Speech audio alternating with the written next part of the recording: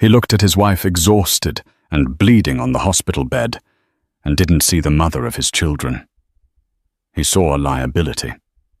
3 minutes. That's how long it took for Dominic Sterling to hand Evelyn divorce papers after she delivered triplets.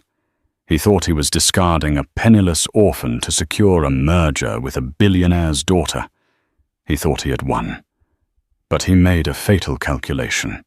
He didn't know that the woman he just threw away was the sole heiress to the Kensington Empire, a fortune that could buy his entire company 10 times over.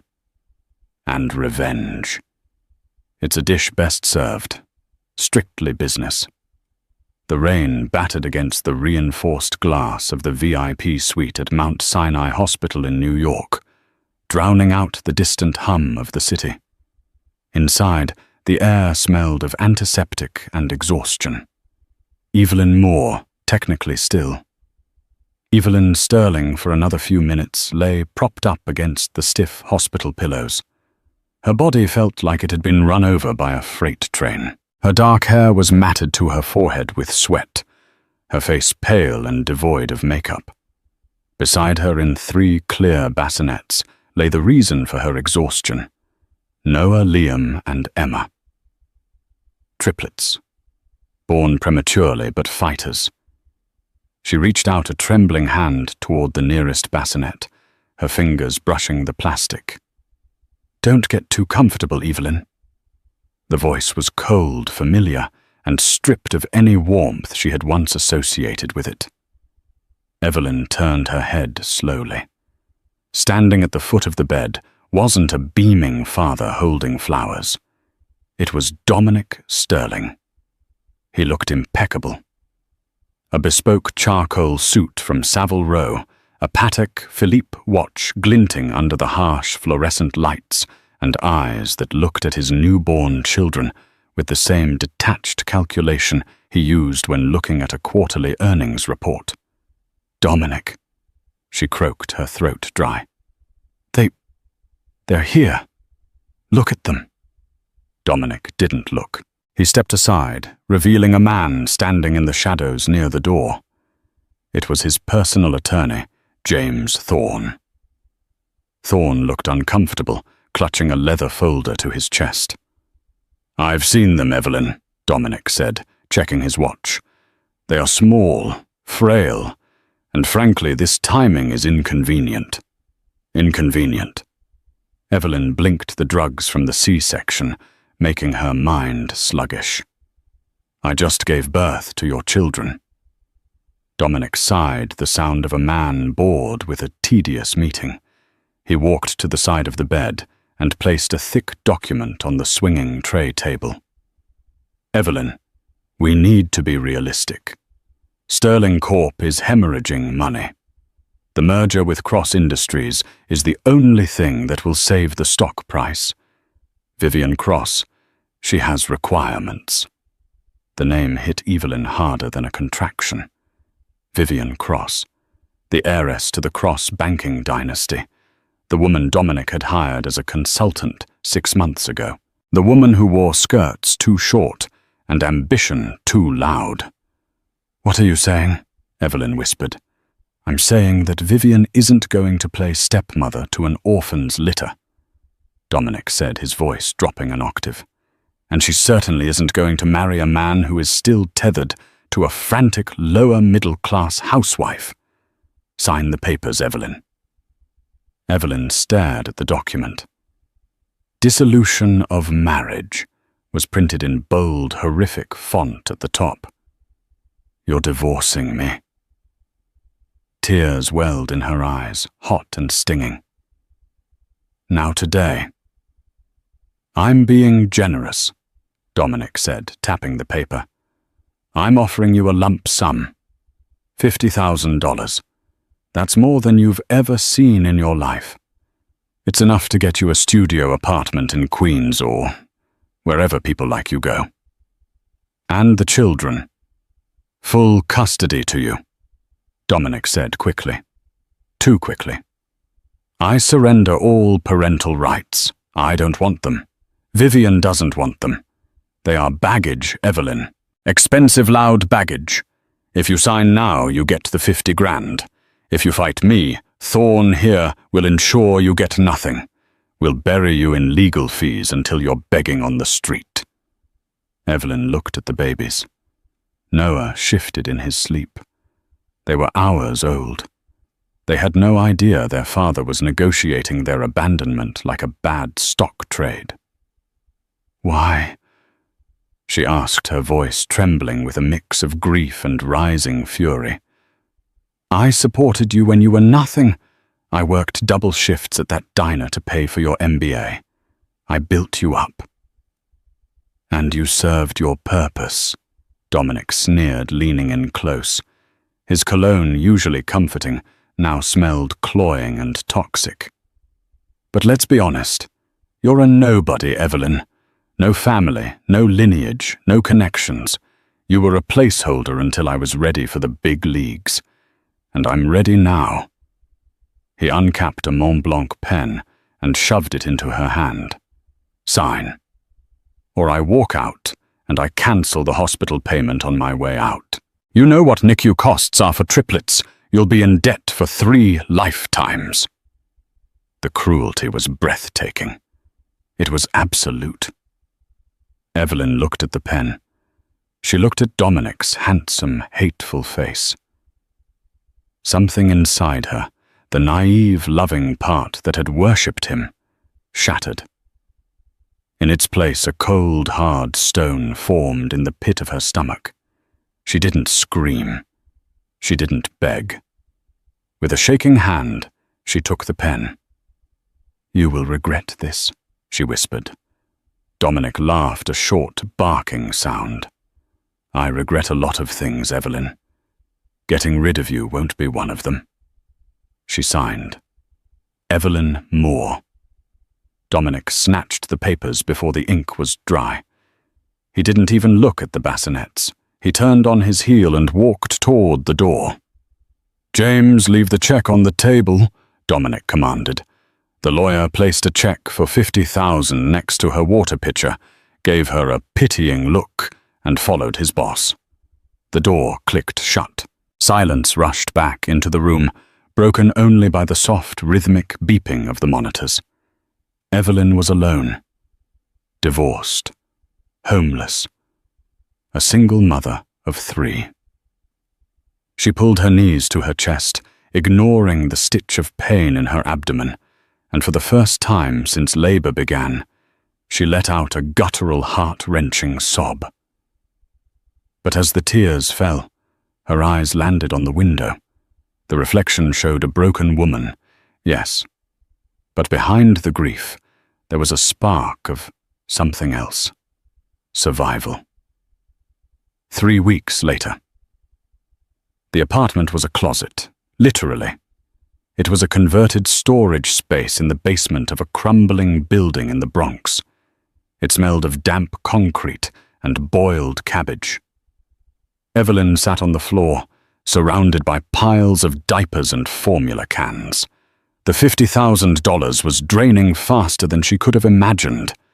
Medical bills that Dominic hadn't covered the deposit on this rat hole, the sheer cost of keeping 3 premature infants alive. It was bleeding her dry. Liam was crying. Again. Evelyn rocked him, her eyes heavy with sleep deprivation. She hadn't slept more than 2 hours straight in 20 days. She turned on the small, crackling TV in the corner to distract herself. The news was on. And in business news, Sterling Corp shares have surged 15% this morning, following the announcement of CEO Dominic Sterling's engagement to Vivian Cross. The power couple is set to wed in a lavish ceremony in the Hamptons next month. Evelyn stared at the screen. There he was. Dominic, smiling that charming when his arm around a blonde woman who looked like she was carved out of ice and diamonds. Vivian Cross. "He looks happy," Evelyn whispered to Liam, who had finally settled down. "He forgot us, baby. Just like that." A heavy knock on the door made her jump. Panic spiked. The landlord. She was only 2 days late on the rent. "Ms. Moore," a deep, gravelly voice came through the wood. Evelyn hesitated, clutching Liam tighter. "Who is it?" "My name is Alistair Graves. I am a solicitor from London. I need to speak with you regarding your biological heritage." Evelyn frowned. Solicitor heritage. She opened the door a crack, leaving the chain on. Standing in the dim hallway was a man who looked like he had stepped out of the 19th century. He wore a 3-piece tweed suit, carried a cane, and had a face lined with decades of serious thoughts. "I don't have any money for whatever you're selling," Evelyn said tiredly, "and I don't have a heritage. I was a foster kid. The state of New York is my heritage." "May I come in?" Graves asked, his eyes scanning the dismal apartment. "It concerns the late Silas Kensington." Evelyn paused. She knew that name. Everyone knew that name. Silas Kensington was the ghost of the Atlantic.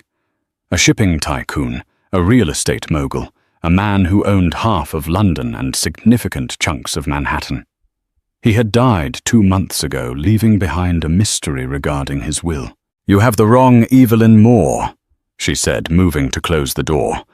"You were found in a basket on the steps of St. Jude's Orphanage in 1998, Graves said quickly. "You were wrapped in a blanket with a specific embroidery, a hawk holding a key. You have a birthmark on your left shoulder, shaped like a crescent moon." Evelyn froze. The door handle felt cold in her hand. "How do you know about the birthmark?" "Because," Graves said, his voice softening, "your mother Cassandra Kensington had the same one. Please, Ms. Moore. May I come in?" 10 minutes later, Evelyn sat on the edge of her sagging mattress, the triplets sleeping in a row of laundry baskets lined with blankets. Graves sat on the only chair, a rickety wooden thing. He laid out documents, birth certificates, DNA tests, photographs. "Your mother ran away," Graves explained. "She fell in love with an artist. Silas. He was a hard man. He forbade the union. She left, changed her name, and vanished. We only found her traces recently. Tragically, she passed away in a car accident shortly after you were born, and due to a clerical error, you were lost to the system." Evelyn looked at the photo of a woman who looked exactly like her, holding a baby. "Silas spent the last 20 years looking for you," Graves continued. "He was a cold man to the world, but his regret over your mother ate him alive.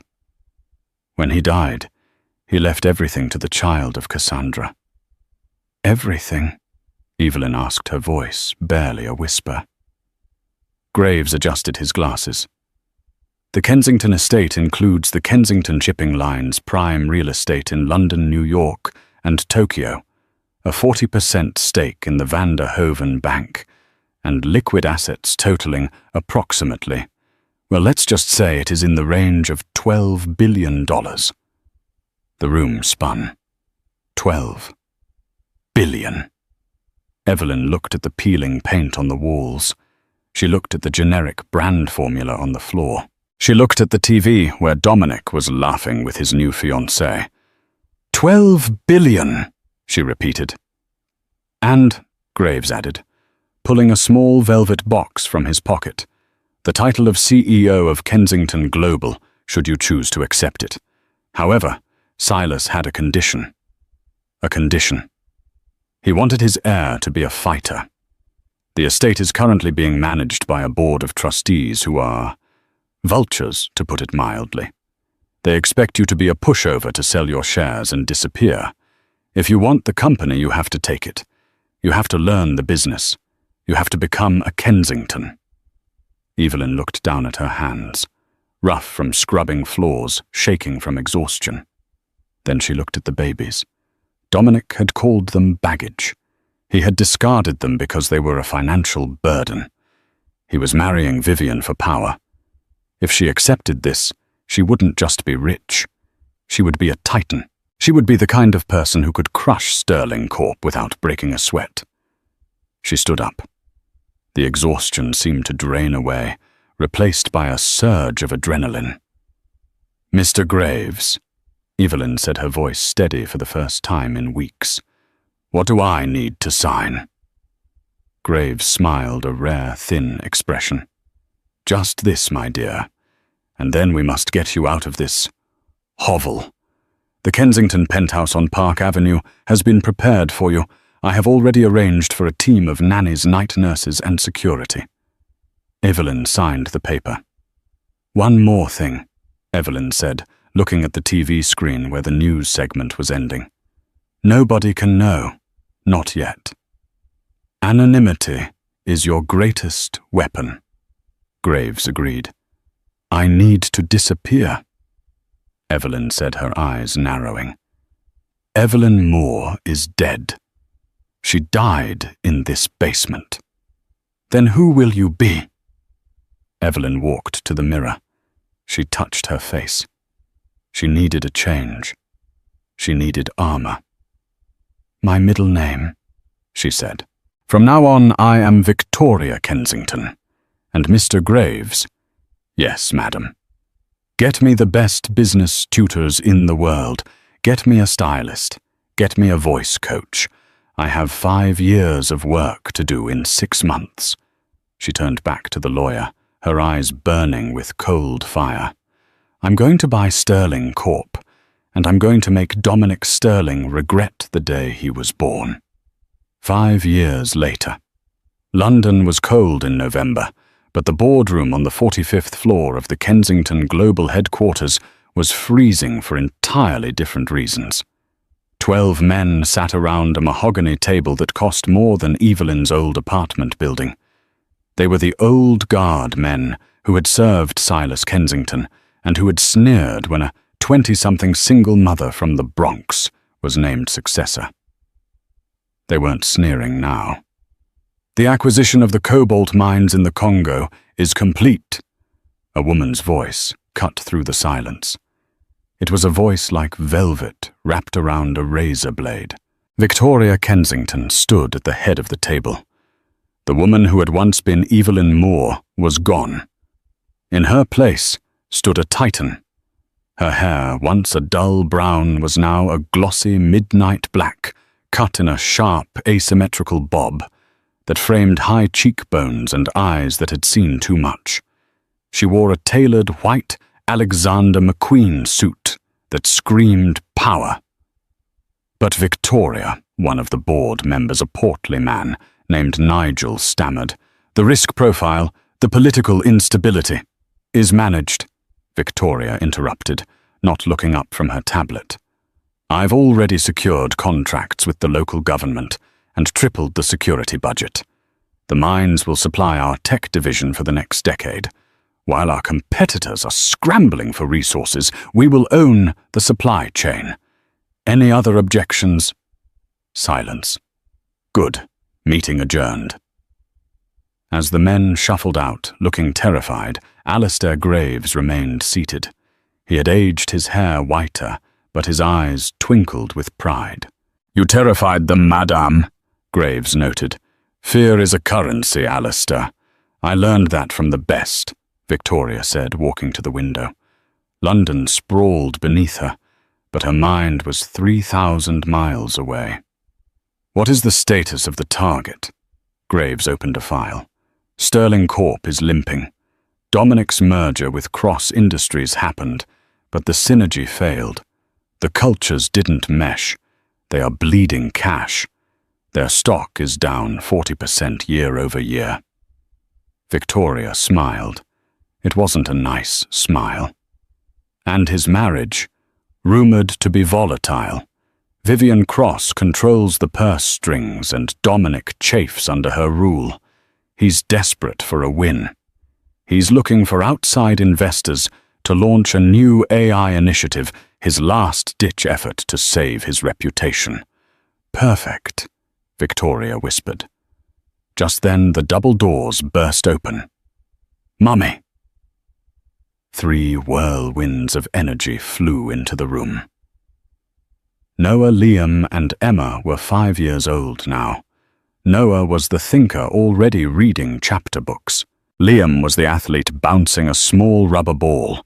Emma was the leader, fierce and observant, just like her mother. Code Red Nanny Margaret is trying to make us eat broccoli, Emma announced, climbing onto Victoria's lap.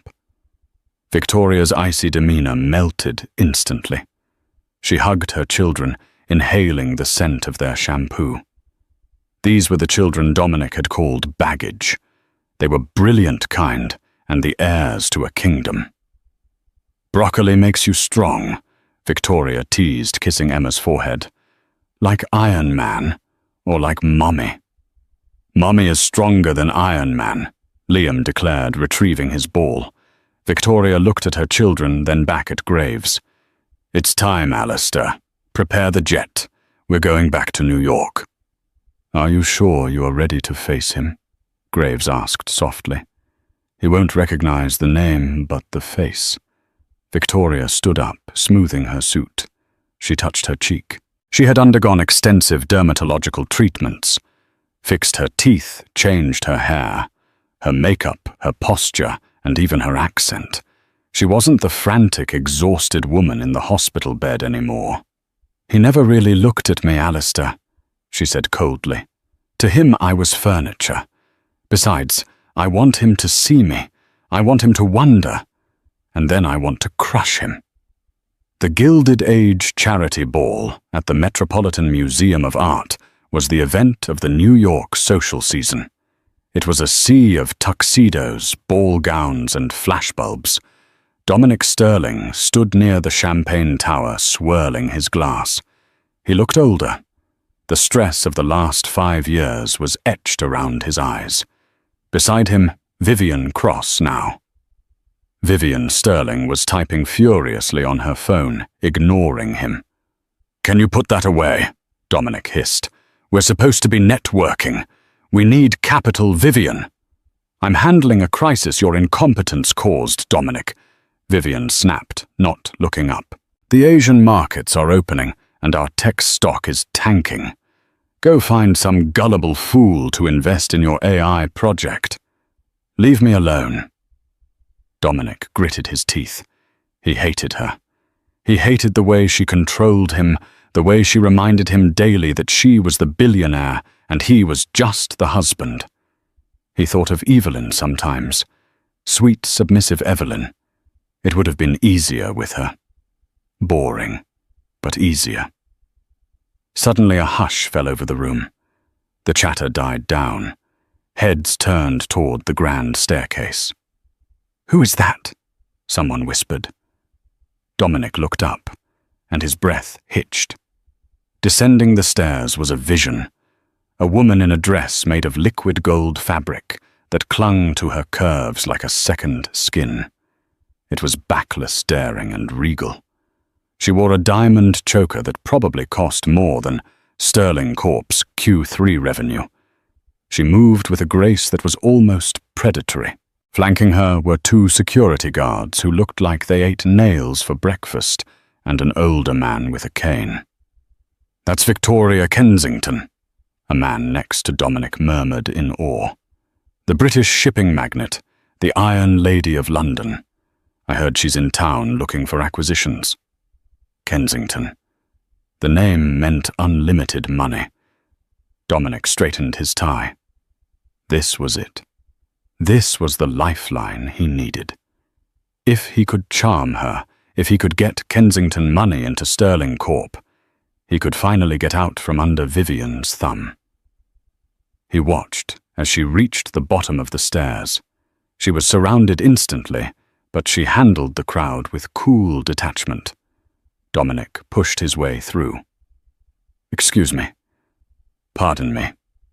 He reached the inner circle just as she turned. For a second, their eyes met. Dominic felt a jolt of electricity. Those eyes, hazel flecked with green, they were familiar. A strange sense of déjà vu washed over him. But the woman, she was untouchable. Her skin was luminous, her posture aristocratic. She looked at him with a mix of amusement and boredom. "Mr.?" She let the question hang, her voice a polished transatlantic lilt that sounded nothing like the Queen's accent of his ex-wife. "Sterling," Dominic said, putting on his best winning smile. "Dominic Sterling, CEO of Sterling Corp." Victoria Kensington extended a gloved hand. He took it. It was cold. "Ah, yes," she said. "The man who married the bank." The crowd tittered. Dominic's smile faltered. "I like to think I bring my own value to the table, Miss Kensington." "Do you?" She tilted her head. "I've read your financials, Mr. Sterling. They are imaginative." Dominic felt sweat prickle his hairline. She was sharp. "Every empire has growing pains. We are on the verge of a breakthrough with our AI division. Perhaps we could discuss it. I believe a partnership could be mutually beneficial." Victoria studied him. She was looking for the man she once loved. She saw only a desperate salesman. "I am looking for investments," she admitted, stepping closer. The scent of her perfume, jasmine and oud, filled his senses. It was intoxicating. "But I don't partner, Mr. Sterling. I acquire." "Acquisition is a strong word." Dominic laughed nervously. "We aren't for sale." "Everything is for sale," Victoria said softly, her eyes locking onto his. "It's just a matter of price. Isn't that your philosophy? You sell whatever doesn't serve you." Dominic frowned. "I suppose." "I'm staying at the Plaza," she said, dropping his hand. "Come to my office tomorrow at 9 a.m. Bring your pitch deck. If you bore me, you're out in 5 minutes. If you interest me, well, we shall see." She turned to walk away. "Wait," Dominic called out. She paused. Have we met before? You look incredibly familiar." Victoria looked over her shoulder. The lighting caught the angle of her jaw. For a split second, Dominic saw Evelyn, but then she smiled a shark's grin. "I have one of those faces, Mr. Sterling, the kind you never forget, once it's too late." She disappeared into the crowd. Dominic was left standing there, heart pounding, feeling like he had just invited a vampire into his home.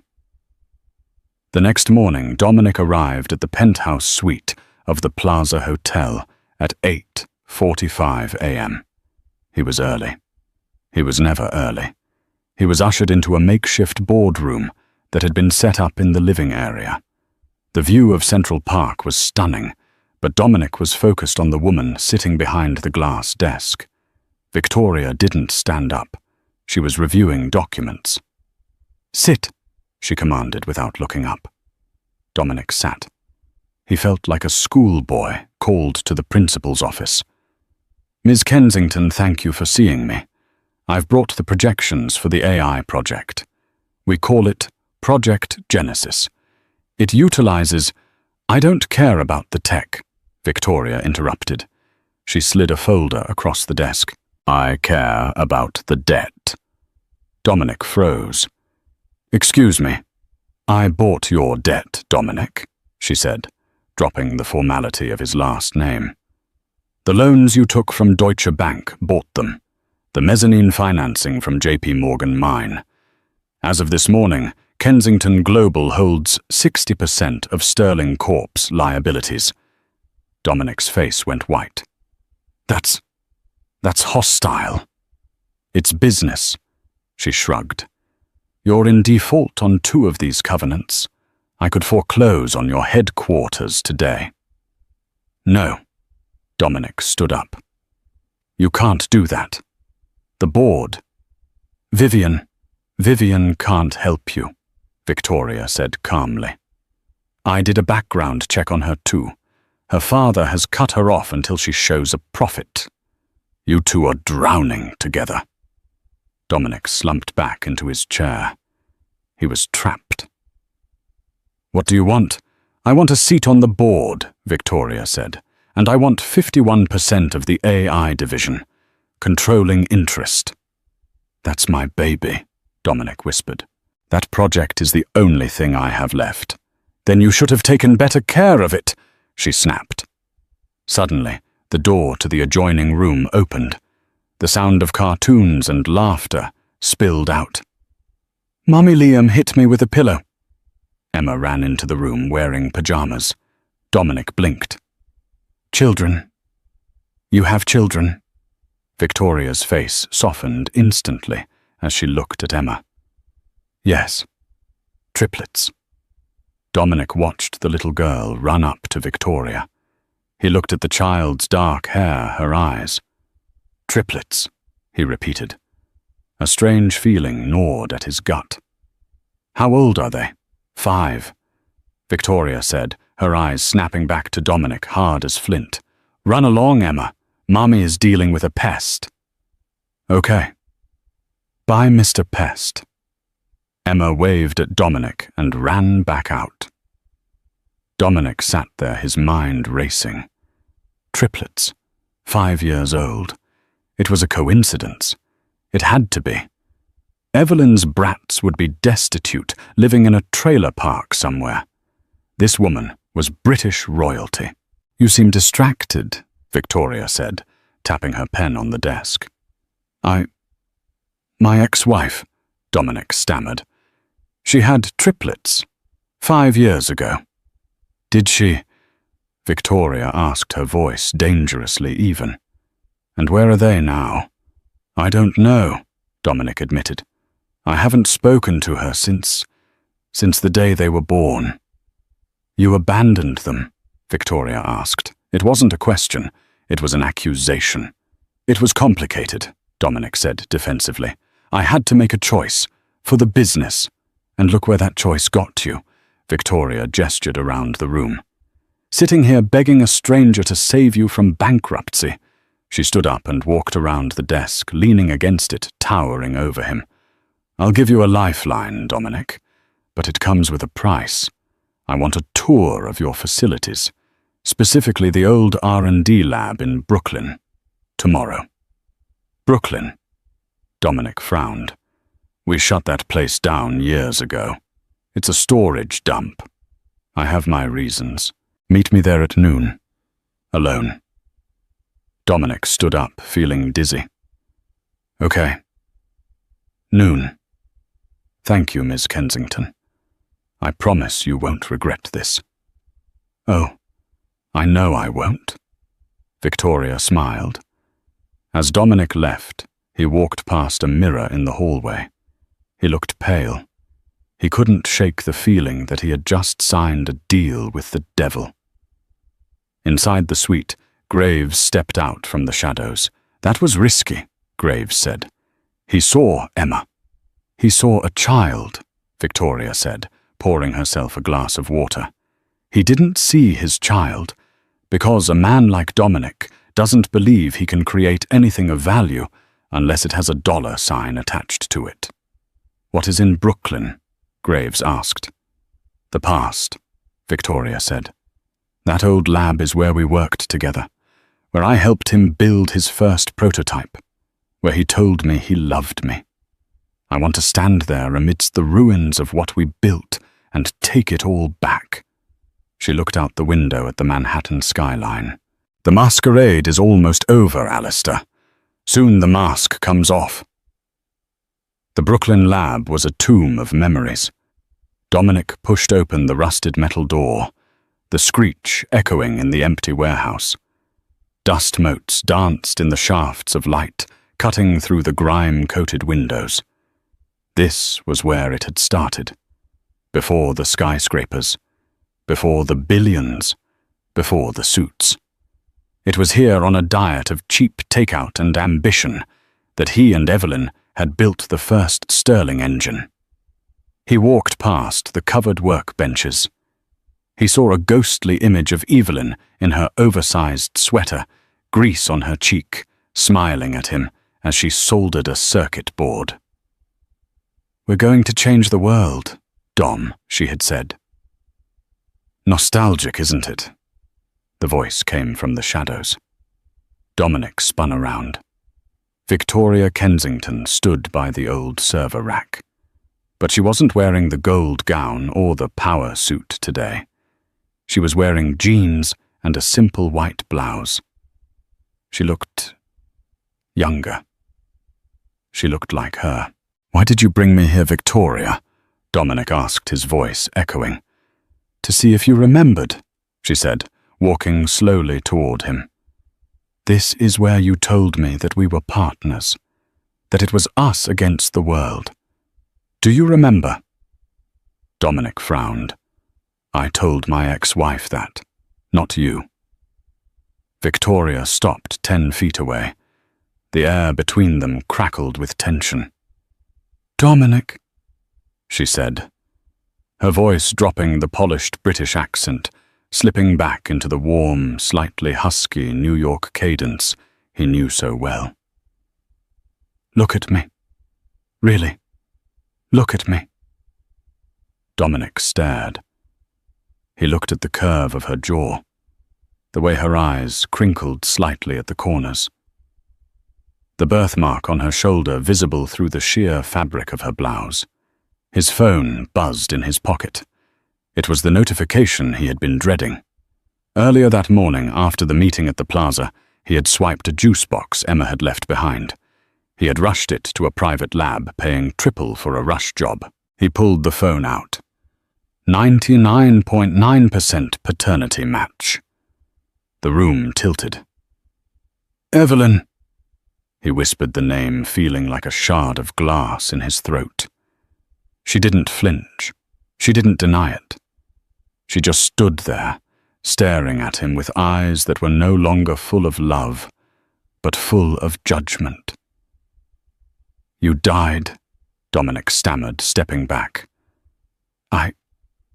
I thought you were gone. The lawyers said you disappeared." "I did die," Evelyn said coldly.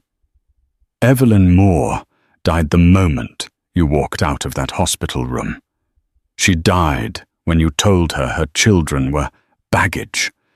Victoria Kensington rose from her ashes. "Kensington," Dominic's mind raced.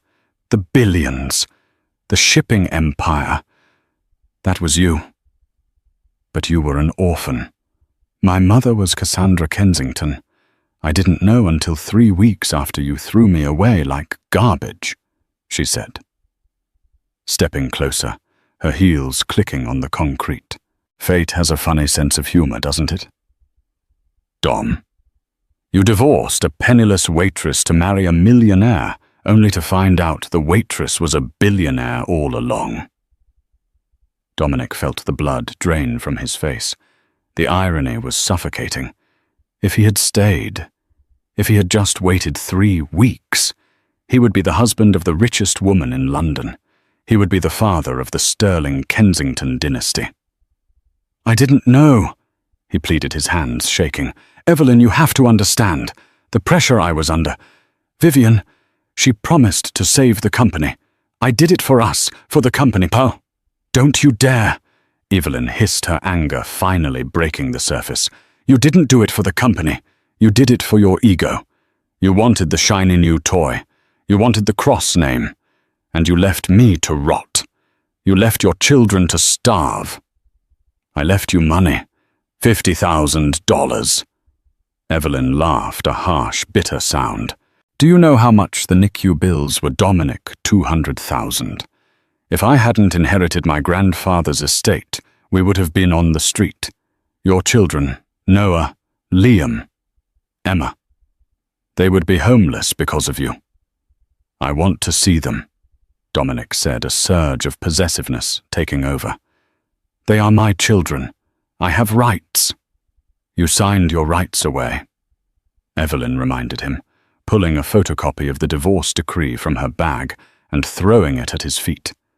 "Full custody to the mother. Termination of parental rights. You wanted a clean break. You got it." "I'll sue you," Dominic threatened, though the fight was leaving him.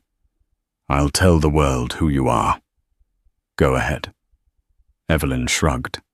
Tell them. Tell them you divorced the Kensington heiress 3 minutes after she gave birth. Tell them you abandoned Triplets. The press will eat you alive. Sterling Corp stock is already trading at junk status. One scandal and you are delisted. Dominic fell to his knees.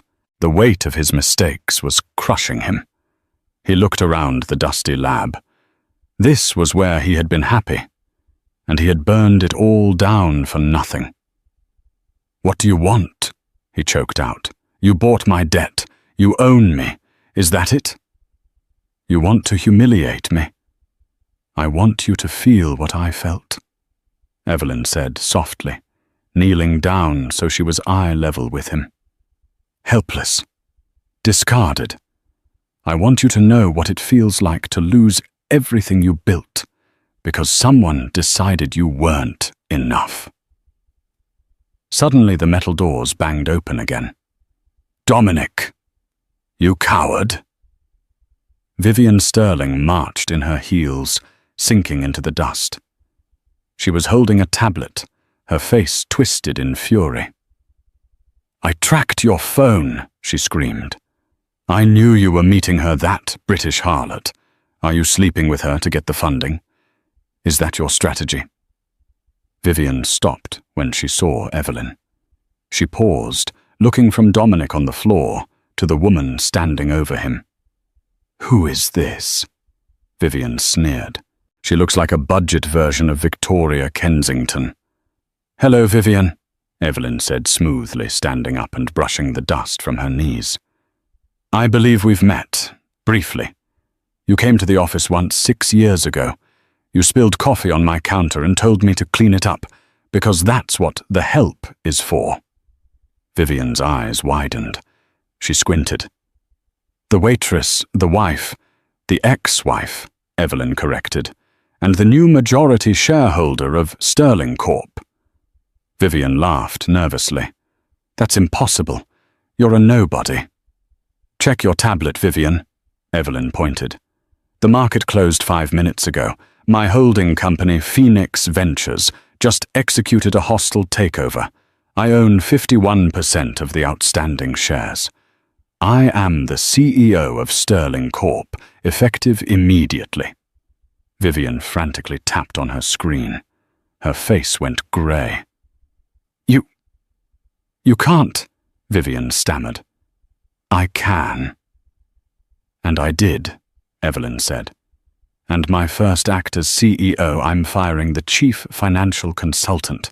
That's you, Vivian. Pack your desk. Security will escort you out. Vivian turned to Dominic, screaming. Do something! She's stealing our company! Dominic looked at his wife, the woman he had sold his soul for. She was shrill, cruel, and now powerless. She's not stealing it, Vivian, Dominic whispered, looking at Evelyn with a mixture of terror and awe. She's taking back what she built. The boardroom on the 50th floor of the Sterling Tower had always been Dominic's sanctuary. It was a cathedral of glass and steel, designed to intimidate anyone who dared to negotiate with him. But today the room felt different. The air was thinner, sharper. The sprawling mahogany table which Dominic had imported from Italy for a small fortune now felt like an executioner's block. The Sterling Corp logo, a silver lion, had already been removed from the wall behind the head of the table. In its place was a blank white space that screamed of erasure.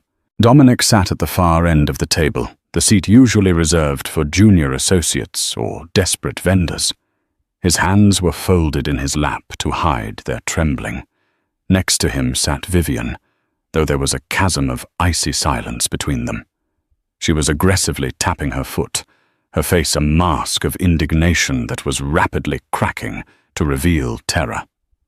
At the head of the table sat Victoria Kensington Evelyn.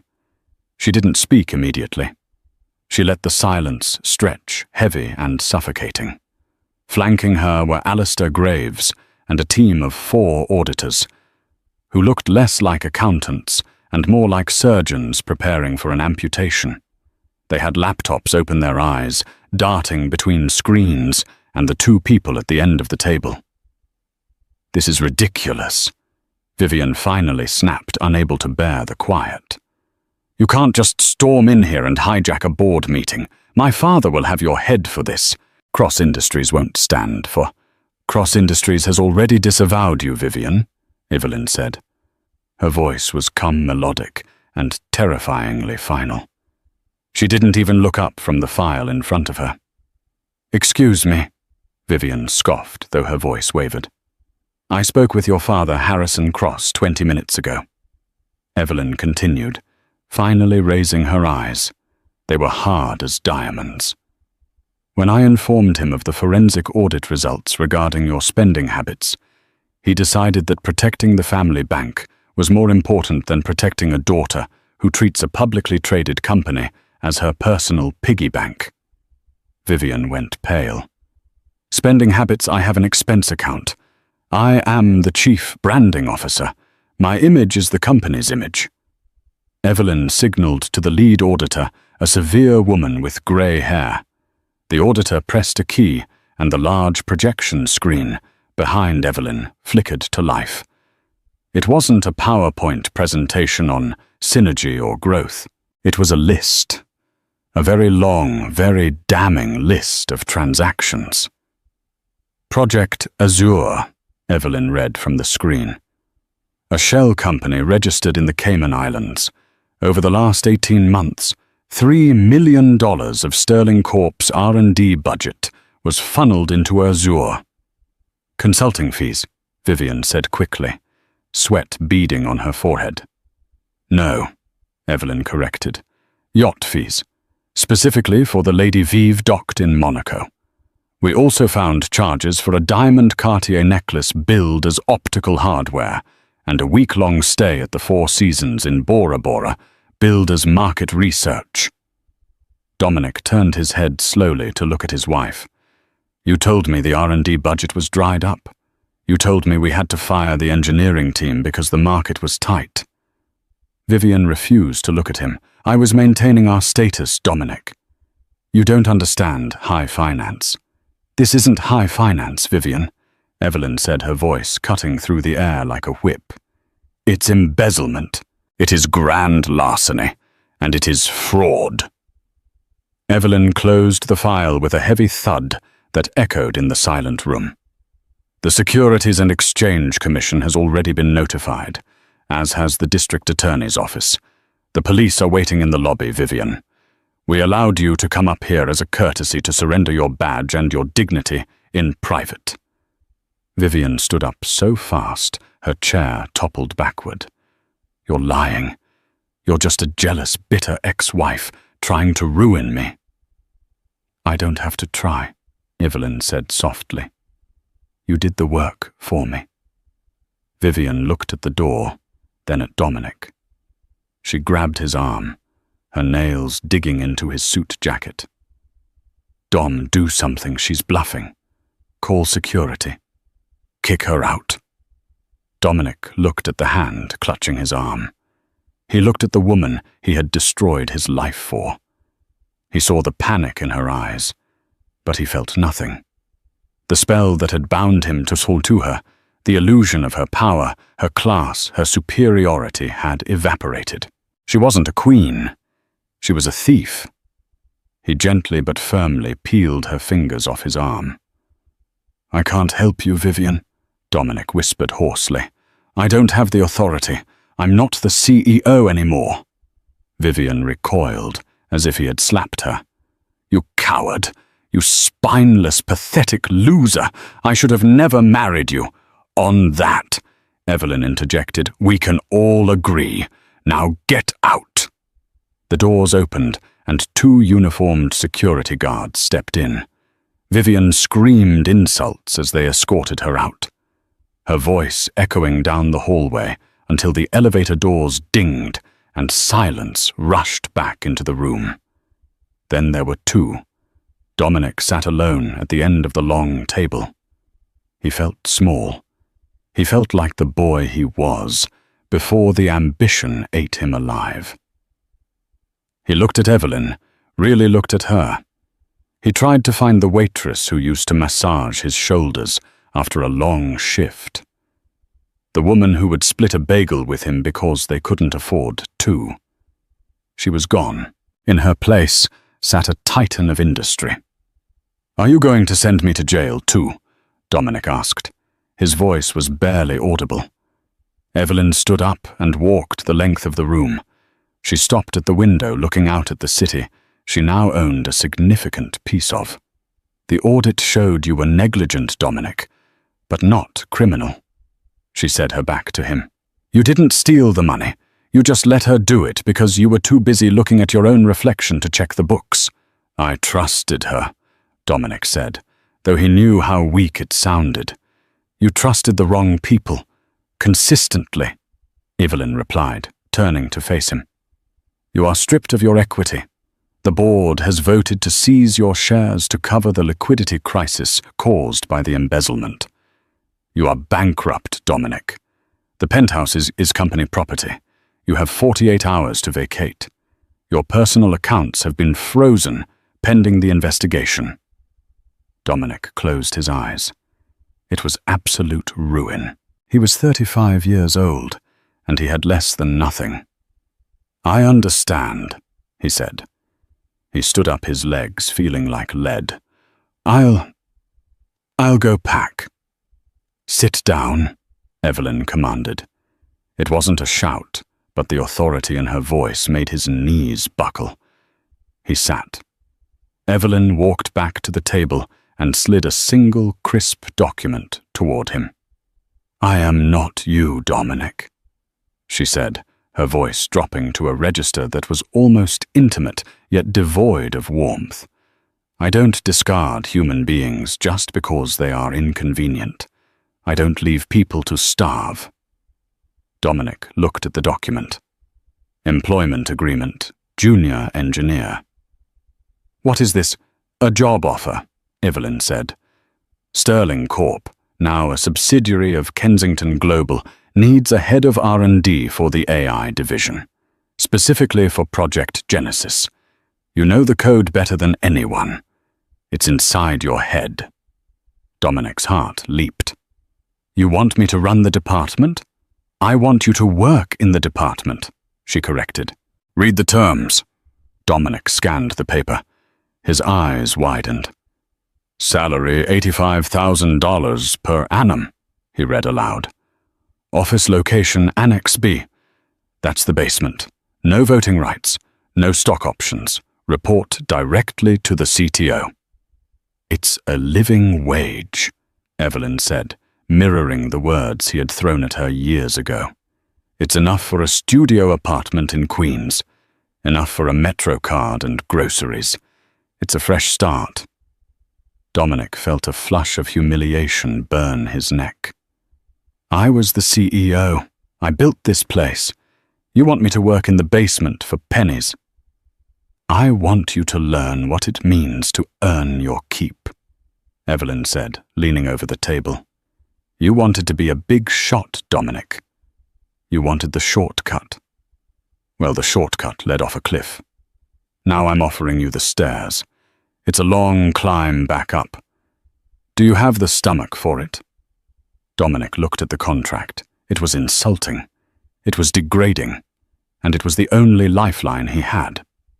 "Why?" he asked, tears pricking his eyes. "After everything I did to you, why give me a chance?" "Because of Noah," Evelyn said softly. "And Liam. And Emma." The names hung in the air. Dominic let out a ragged breath. Do they know about me?" he asked, the hope in his voice, painful to hear. "Can I see them? If I sign this, can I see them?"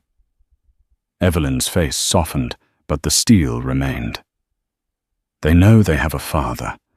They know he was brilliant and that he got lost. But they don't know you, Dominic. Not this version of you." She walked around the table until she was standing right next to him. "You don't get to buy your way into their lives. You don't get to walk in there and be Dad just because you donated some DNA. You have to earn it. You have to become a man worthy of them. How? Dominic wept, the tears finally spilling over. Tell me how. Sign the paper, Evelyn said. Go down to the basement. Do the work. Be humble. Pay your rent. Fix the mess you made of this company. And maybe in a year, if you're still here, if you haven't quit because your ego couldn't take it, maybe I'll invite you to a soccer game as a friend. She placed a cheap plastic pen on top of the contract. It was a stark contrast to the Mont Blanc he had used to sign the divorce papers. The choice is yours, Evelyn said. You can walk out that door and disappear, or you can sit in the basement and build something real. Dominic looked at the pen. He looked at the woman who had surpassed him in every conceivable way. He realized that for the last 5 years, he had been chasing a ghost of happiness. He had wanted the image of success, but he had felt empty. He picked up the pen. His hand shook, but his resolve solidified. I'm sorry, Ev, he whispered, for everything. Don't tell me, she said, turning to walk away. Show me. He pressed the pen to the paper. The ink flowed. Dominic Sterling. He set the pen down. He wasn't an emperor anymore. He was an employee. He was a father, starting from scratch. And for the first time in 5 years, as he looked at his signature, he didn't feel like a fraud. Mr. Graves will show you to your new desk, Evelyn said, without looking back as she headed for the executive suite that was now hers. Don't be late tomorrow, Mr. Sterling. We have a lot of work to do. And that is the story of how Dominic Sterling learned the most expensive lesson of his life. He chased fool's gold and threw away a diamond, proving that true value isn't found in a bank account, but in loyalty and love. Evelyn didn't just get revenge. She redefined success. What do you think? Did Dominic deserve a second chance, or should Evelyn have left him in the dust forever? I want to know your verdict in the comments below. Team redemption or team revenge? If you enjoyed this roller coaster of betrayal and justice, please smash that like button. It really helps the channel. And don't forget to subscribe and hit the bell notification so you never miss a story. We post new dramas every week. Thanks for watching, and remember, be careful who you step on your way up. You might meet them on your way down.